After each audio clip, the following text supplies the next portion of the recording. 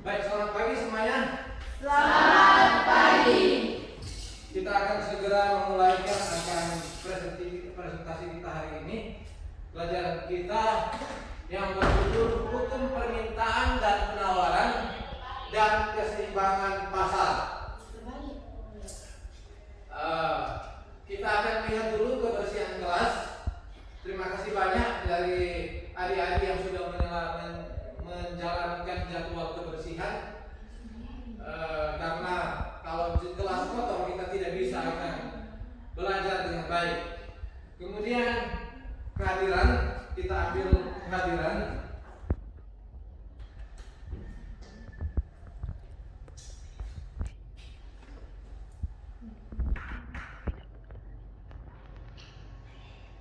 Winda Menang,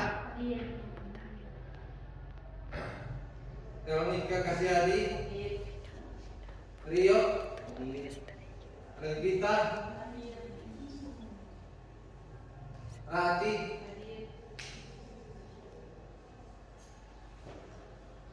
Steli, Marsha, Revika, Nia. Oke. Selanjutnya kerapian pakaian. Sebelum kita akan lanjutkan, Bapak ingin melihat kerapian di mohon berdiri semua. Kalau ada yang Oke, silakan duduk saudaraku semua. Berikutnya, harus simetris karena sebentar ada pembagian kelompok. Sudah siap dengan kelompok masing-masing? Ketua kelas yang kelompok 1 mana, coba angkat tangan. Sudah siap dengan kelompoknya? Siap. Kelompok 2? Siap. Oke. Berikut kesiapan jaringan internet. Sebentar kita akan ada pretest ujian awal sebelum materi ini diberikan. Bapak ingin lihat internet, apakah sudah terkoneksi? Sudah. Sudah? Oke, kalau sudah tolong HP-nya dilepas karena selama pembelajaran kita tidak boleh menggunakan HP kecuali dalam kegiatan pretest dan post-test.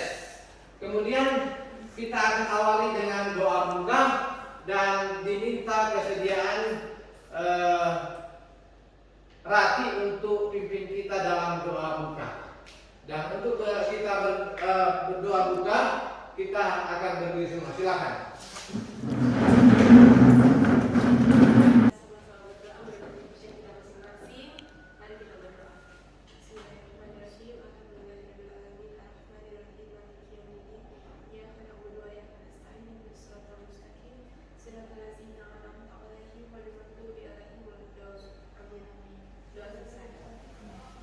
Baik, silakan duduk. Terima kasih Rati yang sudah pimpin kita dalam doa.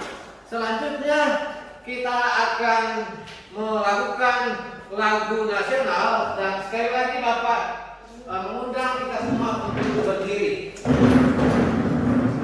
Kita akan menyanyi.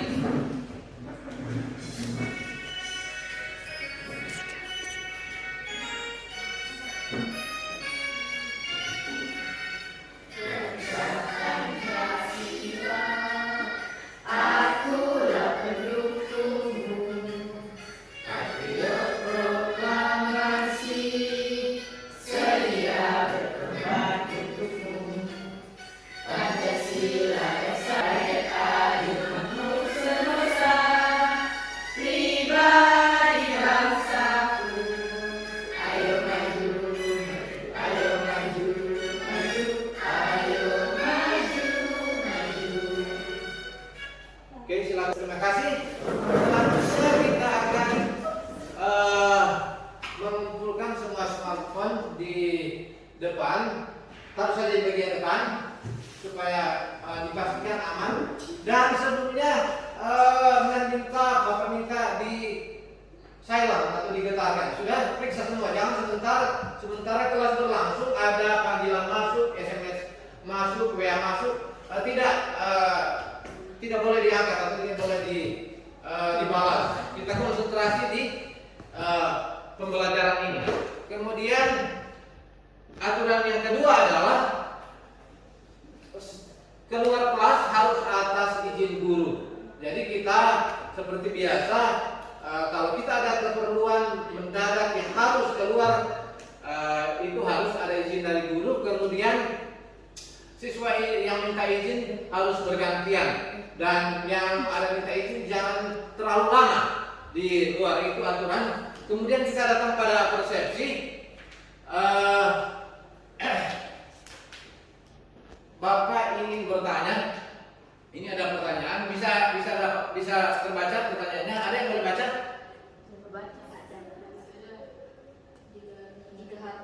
Jika, coba baca sama-sama.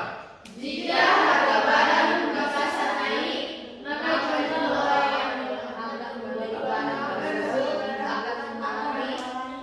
Cuma ada dua jawaban di sini. Ada yang boleh jawab? Kalau harga barang-barang di pasar mengalami kenaikan, maka orang yang pergi ke pasar membeli apa? Tidak bisa jawab? Kalau belum bisa jawab, Bapak kasih petunjuk. Dua jawaban, dua kemungkinan, yaitu sedikit atau banyak. Jadi pertanyaannya, jika harga barang di pasar naik, maka jumlah orang yang akan membeli barang tersebut mengalami penurunan atau kenaikan. Kalau harga barang naik, kalau harga barang-barang di pasar serba naik, orang rajin ke pasar atau malas ke pasar? Malas. Nah, jadi kalau harga barang-barang di pasar itu naik, maka orang yang membeli barang tersebut mengalami, jumlah orang yang membeli barang tersebut akan mengalami penurunan atau bahkan sedikit orang yang akan. Lanjut, ini sebaliknya. Jika harga pasar turun, ini maksudnya turun ini, barang orang-orang yang akan membeli barang itu, kalau dia turun, banyak atau sedikit orang-orang yang akan beli barang tersebut di pasar? Oke. Selanjutnya, kita akan mengetahui tujuan pembelajaran orang hari ini. Kita akan mengetahui apa tujuan kita belajar untuk pelajaran ini, yaitu titik keseimbangan pasar dan hukum permintaan dan penawaran. Nah, tujuannya adalah ada tiga. Yang pertama, kita akan memahami hukum permintaan dan penawaran. Kemudian yang kedua, menghitung harga untuk mencapai titik keseimbangan pasar. Yang ketiga adalah menghitung kuantitas untuk mencapai titik keseimbangan pasar. Jadi tiga ini yang kita akan sampai dalam sepanjang pembelajaran ini. Jadi kalau tiga hal ini kita tidak capai, kita tidak tahu, tidak mampu, maka tujuan pembelajaran kita hari ini tidak tercapai. Jadi sekali lagi kita akan belajar memahami bagaimana hukum permintaan itu dan penawaran berlaku. Kemudian kita akan menghitung harga untuk mencapai titik keseimbangan pasar. Yang terakhir adalah menghitung kuantitas untuk mencapai keseimbangan pasar. Berikut manfaat pembelajaran. Nah, manfaat dari kita mengetahui hukum permintaan dan penawaran adalah ketika kita paham betul hukum permintaan dan penawaran, kita akan menjadi pebisnis yang handal. Kenapa? Karena kalau kita pintar meraba atau memprediksi atau memproyeksikan permintaan suatu pasar, maka kita akan mudah menjual barang. Itu dari sisi kita penjual. Dari sisi kita sebagai pembeli, kita juga harus mengetahui harga-harga di pasar. Kalau harga pasar di pasar lagi tinggi, kita bisa melakukan penghematan. Frekuensi kita membeli barang itu kita bisa kurangi atau bahkan kita hentikan supaya terjadi penghematan. Jadi itu manfaatnya adalah bisnis bisa dilakukan di mana permintaan tinggi, permintaan suatu barang. Misalnya di suatu daerah, di sana kurang smartphone, berarti permintaan smartphone tinggi. Nah, kita bisa jualan smartphone di sana. Kalau di sana orang-orangnya beras kurang di sana, nah kita bisa jual beras di sana. Kalau kita lihat di sana banyak sekali beras, terus kita jual beras di sana, maka kita akan rugi. Jadi dengan kita mengetahui seberapa besar permintaan suatu barang di pasar, kita bisa tahu bahwa kita bisa eksis, bisa untung. Kemudian bagi kita yang pembeli juga sama. Lanjut, garis besar kegiatan pembelajaran. Yang pertama adalah kegiatan pretest. Kita akan melakukan pretest yang soalnya link Google Formnya Bapak sudah bagikan di grup PPL. Kemudian di sini ada deskripsi pemahaman materi. Bapak akan jelaskan materi tentang permintaan, hukum permintaan dan penawaran dan keseimbangan pasar. Kemudian kita akan latihan setelah Bapak jelaskan apa yang konsep materi yang kita pelajari. Nah, tidak cukup kalau cuma paham. Supaya kita lebih kuasai lagi, kita harus latihan lewat kita mengisi soal-soal yang ada di LKPD. Nah, kali ini kalau pretest itu bersifat online, kalau LKPD itu bersifat manual. Kita kerjakan dengan kertas dan alat tulis ballpoint. Kemudian kita akan melakukan presentasi dan hasil diskusi kelompok. Nah, perlu diketahui bahwa pengerjaan LKPD tadi itu harus dilakukan secara berkelompok. Bapak tadi membagi dua kelompok dan masing-masing kelompok mengerjakan dan kelompok itu mempresentasikan jawabannya di depan kelas. Kemudian perumusan kesimpulan. Nah, kita akan menarik kesimpulan secara bersama-sama apa yang telah kita pelajari. Kemudian kegiatan post-test. Bapak ingin mengetahui kemampuan kita sudah berhasil atau tidak, kita paham atau tidak materi yang telah diajarkan. Salah satu indikatornya adalah post-test, ujian. Di situ kita akan tahu bahwa kita berhasil atau tidak. Ujian adalah alat ukur untuk mengetahui seberapa besar presentasi penguasaan materi yang kita telah kuasai. Yang berikut refleksi yang ini, yang terakhir itu adalah refleksi. Sistem penilaian. Lepas kembali belum pretest. Ini Bapak akan menjelaskan penilaian peserta didik selama kegiatan pembelajaran. Jadi supaya dapat nilai bagus, karena yang akan Bapak nilai banyak hal, bukan cuma pretest, post-test dan LKPD, banyak. Apa semua itu? Yang pertama adalah ketepatan waktu dalam mengikuti kelas. Jadi siapa yang datang terlambat dan tepat waktu itu beda nilainya. Kemudian ketepatan waktu dalam menyelesaikan tugas. Kemudian berikut keterampilan dalam menyelesaikan soal.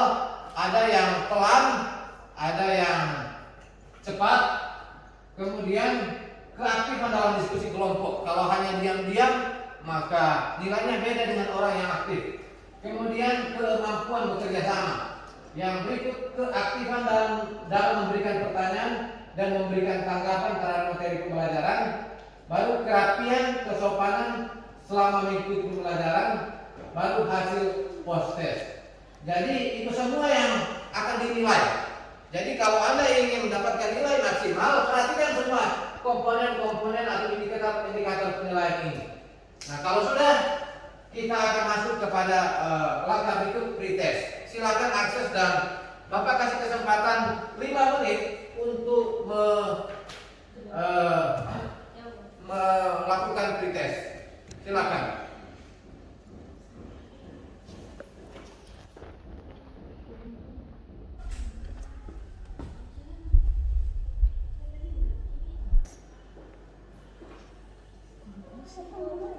Isi cepat ya?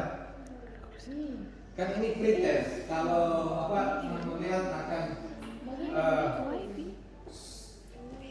sejauh mana pemahaman Anda sebelum materi ini diberikan. Majalah.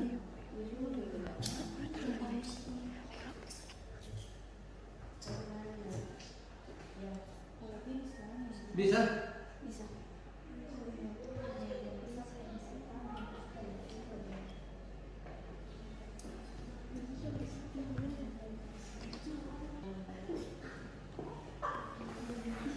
Oke, Bapak akan hitung sampai 10. 9, 8, 7, 6, 5, 4, 3, 2, 1. Nah, di sini pretest Winda 50, Revika 100, ada beberapa orang yang orang Mawati 50, Revika 100, Gita 25, Regita 50, Paila 75, Rio 50, dan Reva 50. Jadi secara rata-rata ini pretest ini sudah bagus, walaupun belum dijelaskan. Ada beberapa siswa yang sudah bisa menghasilkan nilai yang tinggi. Nah, bagaimana dengan hasil akhirnya? Nanti sebentar kita akan bandingkan dengan post test. Kita akan bandingkan hasilnya dengan post test. Oke, mari.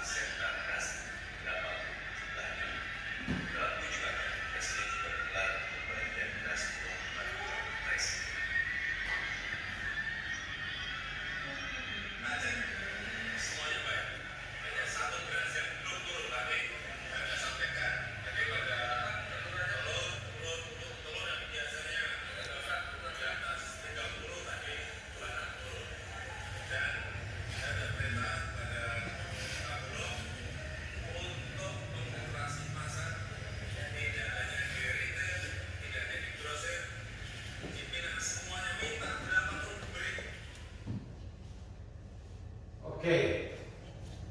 Ada yang bisa kasih komentar tentang apa video itu? Apa yang Anda dapat dari video itu? Ada angkat tangan. Siapa yang bisa bicara 1-2 kalimat tentang video itu? Oke, Binda. Kenaikan harga beras. Oke, Reva. Presiden menurunkan harga beras agar banyak masyarakat boleh membeli masyarakat yang berekonomi rendah.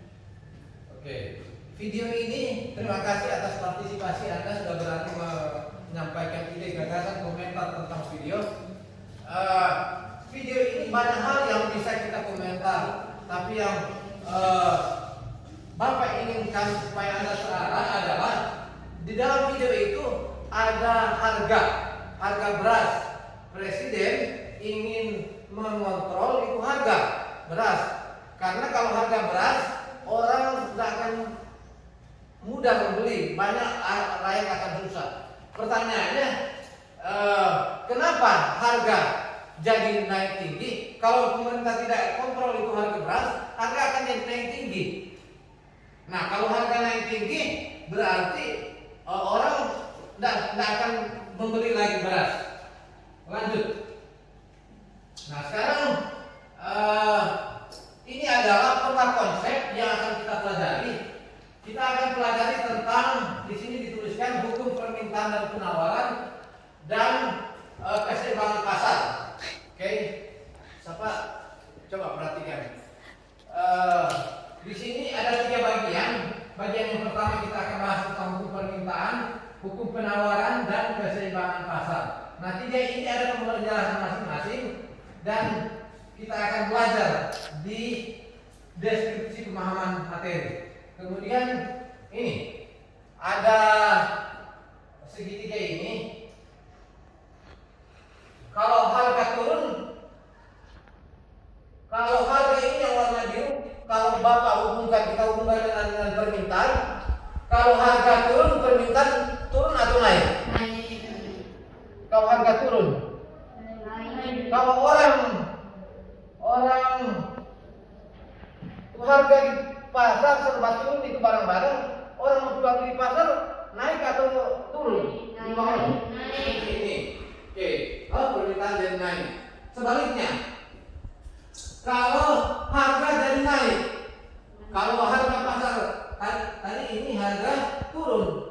Karena kalau harga naik, kesimpulan apa yang Anda bisa simpulkan di sini? Nah ini permintaan jadi turun. Jadi kesimpulan inilah hukum permintaan. Semakin tinggi harga di pasar, maka penawaran jumlah orang yang akan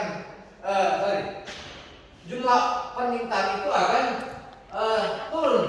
Sebaliknya, kalau harga semakin turun, permintaan jadi naik. Itu adalah hukum permintaan. Dia seperti apa namanya ini bahasa Indonesia ini jungkat jungkit ini. Tapi kalau bahasa di sini bilang apa di sini? Kalau ada dua anak, yang satu di ujung, satu di ujung. Buat di sini. Nah, seperti itu. Yang satu naik, satu turun. Begitulah hukum permintaan. Jika harganya naik, permintaan turun. Jika harga turun, maka permintaan naik. Ini yang namanya hukum permintaan. Lalu berikut ini. Kalau harga naik, kemudian penawaran juga naik. Beda dengan permintaan. Kalau permintaan tadi itu berlaku kepada pembeli.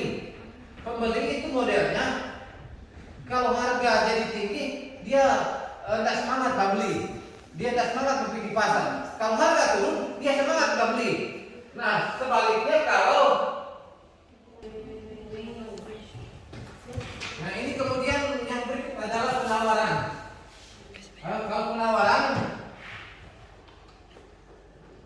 coba semua HP di apa? Ini penawaran dia naik. Kalau harga naik, penawaran naik. Sebaliknya kalau dia harga turun, dia juga turun dia punya penawaran. Ini yang dinamakan dengan hukum penawaran. Baru berikut. Ini hukum permintaan, ini dia punya ringkasan. Kalau hukum permintaan harga barang naik, permintaan juga bertambah. Sebaliknya jika harga turun maka permintaan harga suatu barang naik maka permintaan barang akan berkurang. Penawaran sebaliknya, apabila harga suatu barang meningkat maka jumlah barang yang ditawarkan akan bertambah. Sebaliknya apabila harga barang menurun maka jumlah barang yang ditawarkan juga akan berkurang. Nah ini ada titik keseimbangan pasar. Tadi kita sudah mengetahui perilaku penjual dan pembeli. Kalau penjual dia menggunakan hukum permintaan. Semakin tinggi itu harga, semakin banyak barang yang dia membeli. Kalau harga semakin rendah, semakin sedikit barang yang dia mau jual. Nah, kalau pembeli sebaliknya. Kalau barang yang ditawarkan tinggi, maka dia tidak membeli. Kalau penjual sebaliknya. Kalau barang yang ditawarkan tinggi, dia banyak barang yang dia mau jual. Nah, jadi ada harga kesepakatan. Jadi ada harga yang dimana penjual rela mau jual, pembeli mau beli. Namanya adalah harga keseimbangan pasar. Ini QD dan QS. Terjadi QD dan QS. Ini kalau P harga price, kalau D demand permintaan, supply. Jadi ini titik keseimbangan pasar terjadi jika harga permintaan sama dengan harga penawaran baru kuantitas. Q itu kuantitas jumlah barang yang diminta sama dengan jumlah yang barang yang ditawarkan. Nah pada titik ini pasar akan terjadi, penjualan transaksi akan terjadi. Nah kita akan menghitung secara matematis. Coba tuh HP jangan dulu dipegang-pegang, lihat di sini. Kita akan mengetahui secara matematis dia punya titik keseimbangan pasar, kita akan hitung. Ini kalau harga permintaan sama dengan harga penawaran dan kuantitas permintaan sama dengan kuantitas penawaran, maka akan terjadi yang disebut dengan titik keseimbangan pasar. Kita akan hitung. Ini contoh.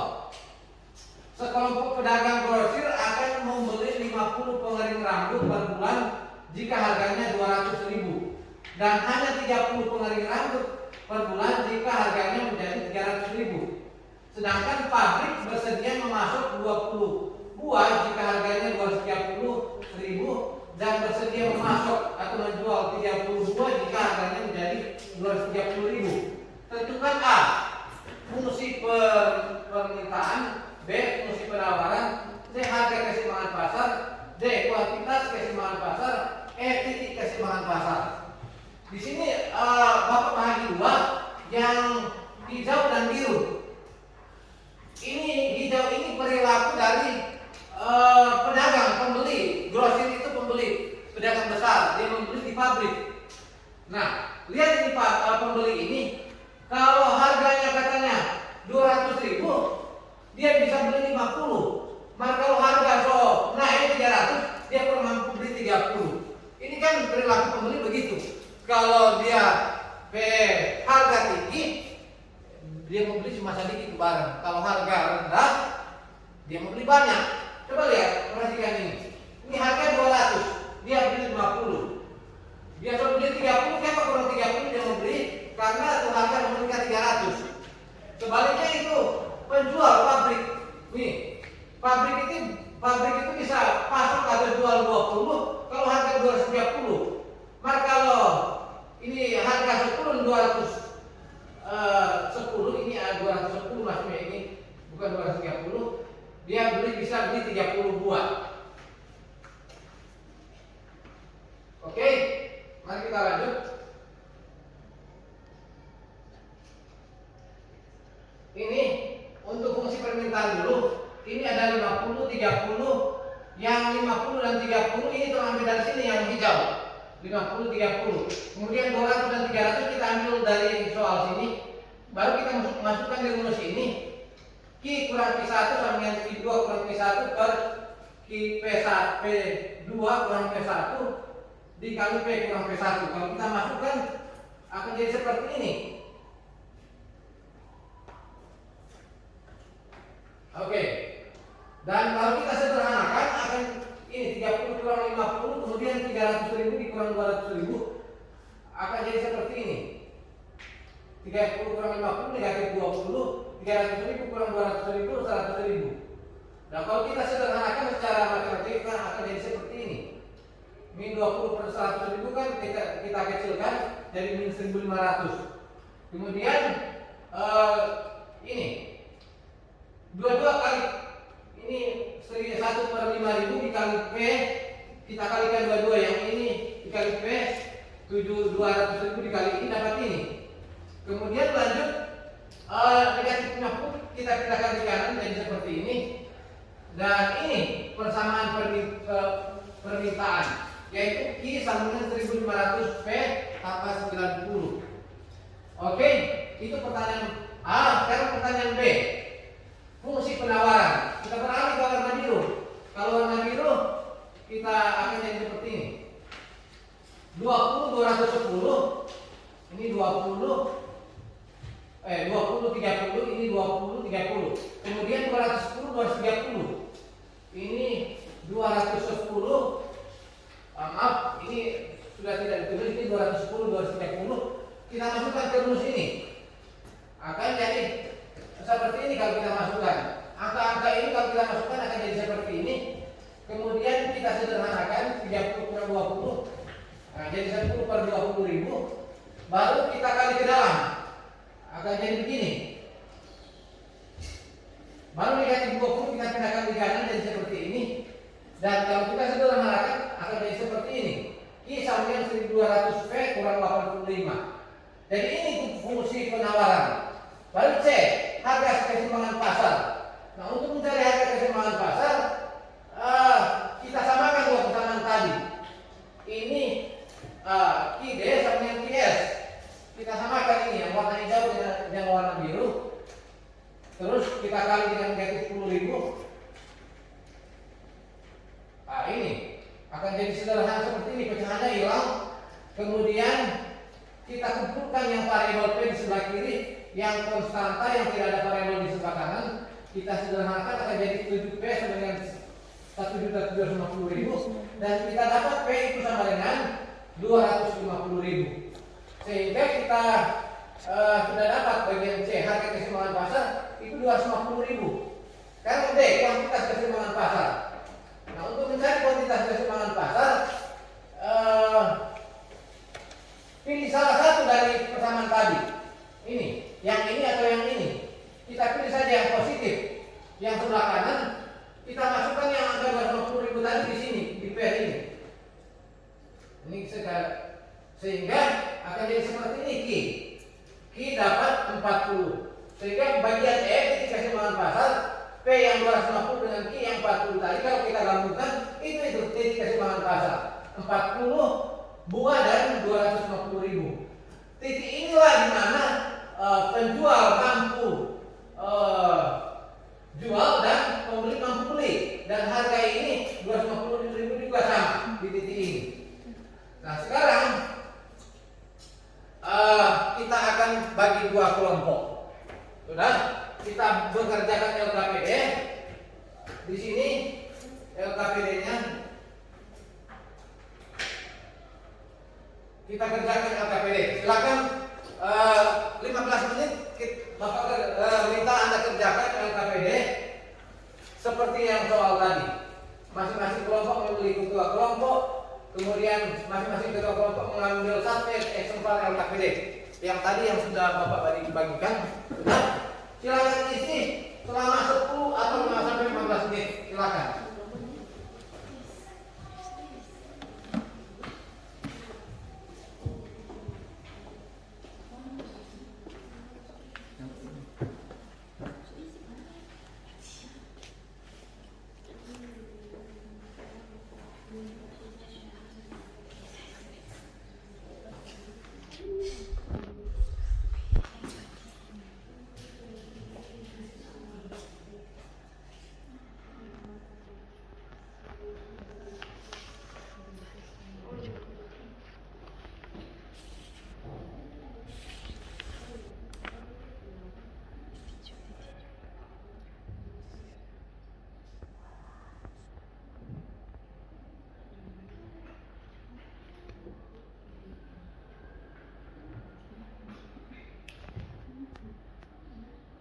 Masing-masing kelompok akan mengerjakannya, kemudian presentasikan di depan kelas.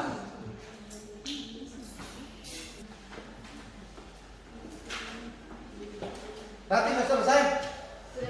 Oke. Berarti kelompok satu yang pimpinan Rati akan maju dengan 3 temannya, silakan di depan kelas akan mempresentasikan hasil dari LKPD. Silakan.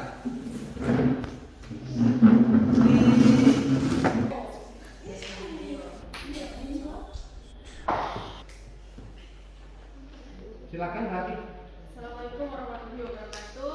Waalaikumsalam warahmatullahi wabarakatuh. Salam sejahtera untuk kita semua. Halo. Kami dari kelompok 1 akan mempresentasikan hasil dari diskusi kami. Sebelum itu perkenalkan, nama saya Mau Nyanyi dan teman-teman saya Surantika Deno, Yasmin Salenda. dari soal sekelompok pedagang grosir akan membeli 20 pemilik rambut per bulan jika harganya 300.000. Sedangkan pabrik bersedia memasuk 22 jika harganya 210.000 dan bersedia memasuk 32 jika harganya menjadi 250.000. Tentukan fungsi persamaan perusahaan, fungsi persamaan penawaran, harga keseimbangan pasar, kuantitas keseimbangan pasar, dan titik keseimbangan pasar. Hasil yang kami dapat yaitu fungsi persamaan permintaan. Hasilnya adalah Q sama dengan 1.500 Pi tambah 90. Lalu fungsi persamaan penawaran sama dengan 1/2000 Pi kurang 85. Lalu harga keseimbangan pasar sama dengan 250.000 dan kuantitas keseimbangan pasar 40 dan titik keseimbangan pasar yaitu 40 buah 250.000. Sekian presentasi dari kami. Terima kasih. Oke, tepuk tangan. Silakan kembali ke tempat duduk. Berikutnya kelompok 2 di bawah pimpinan Revalina. Saud, silakan.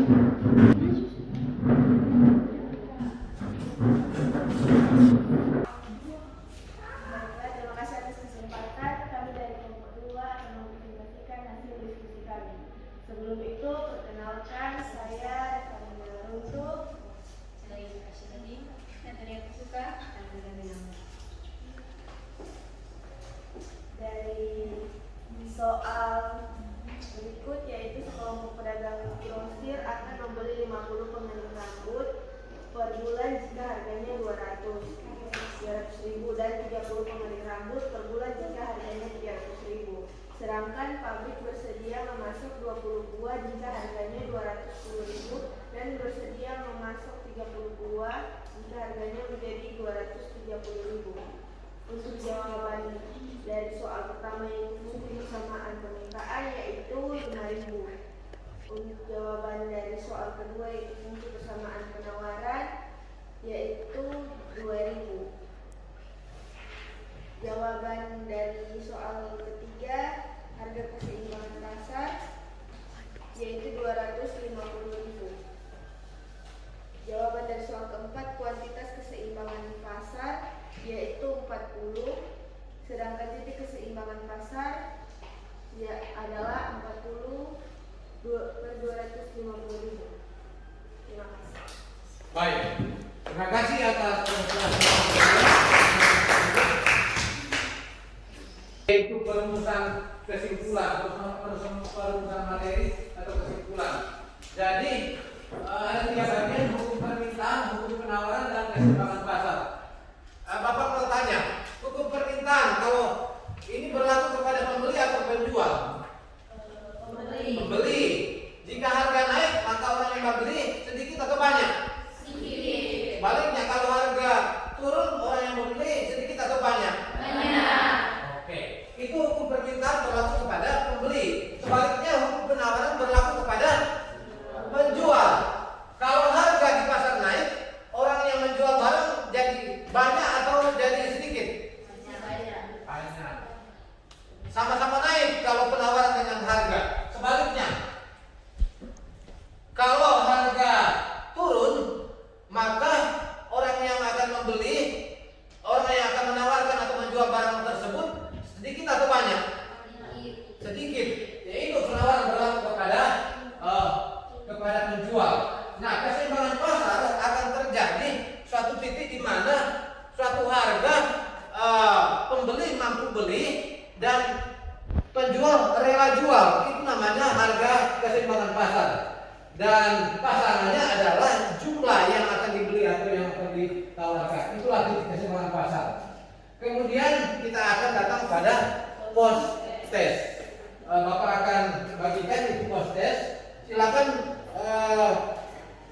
gunakan HP masing-masing. Kita akan menguji kemampuan kita sehubungan dengan yang sudah kita pelajari tadi. Yang sekarang post test Bapak akan bagikan di grup. Post test.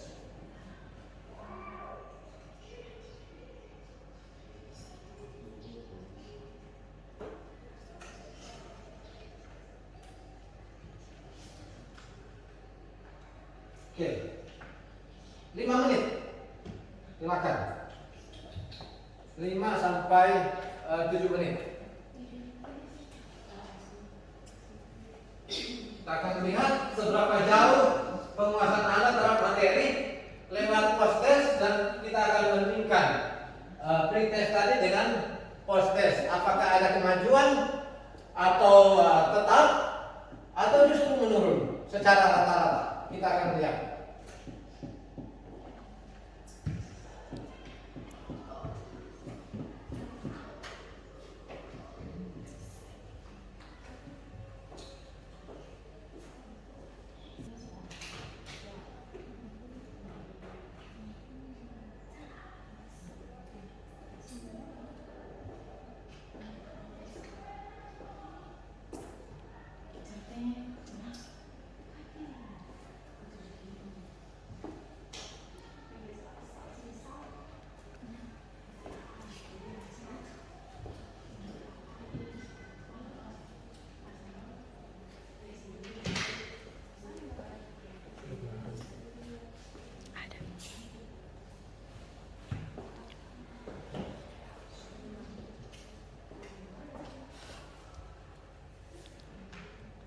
Oke, Bapak akan hitung sampai 10.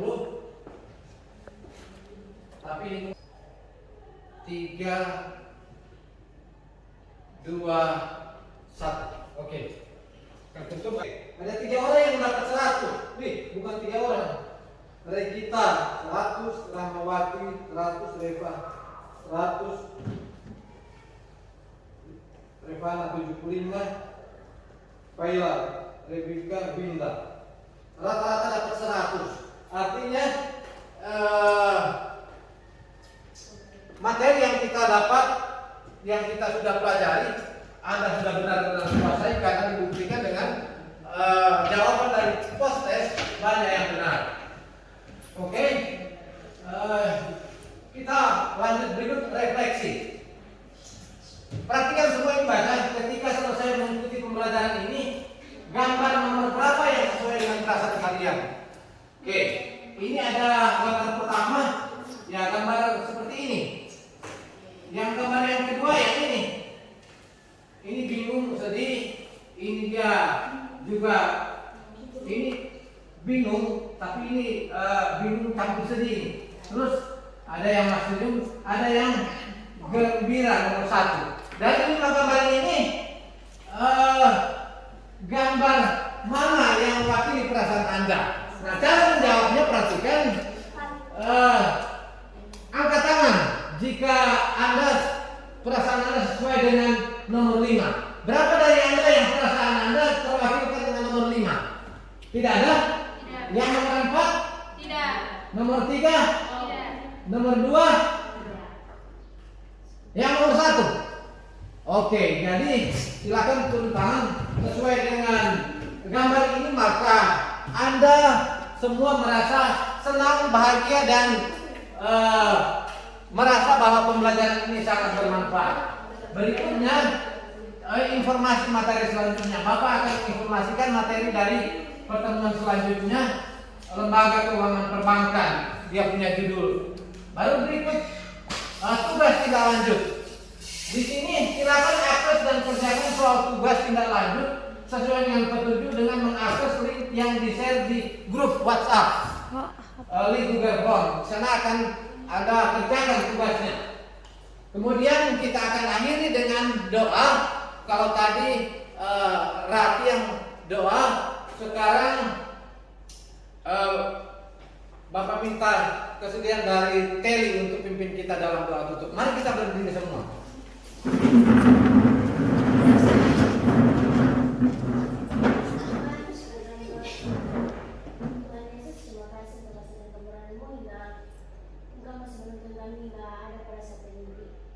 Siang hari ini kami menutup semua kegiatan kami, kiranya Engkau berkati kegiatan selanjutnya kami, hanya berjalan dengan segala baik. Dalam nama Tuhan Yesus, amin. Ya, silakan duduk. Oke, pertemuan kita sudah berakhir. Diucapkan selamat siang dan sampai jumpa di kelas yang berikutnya.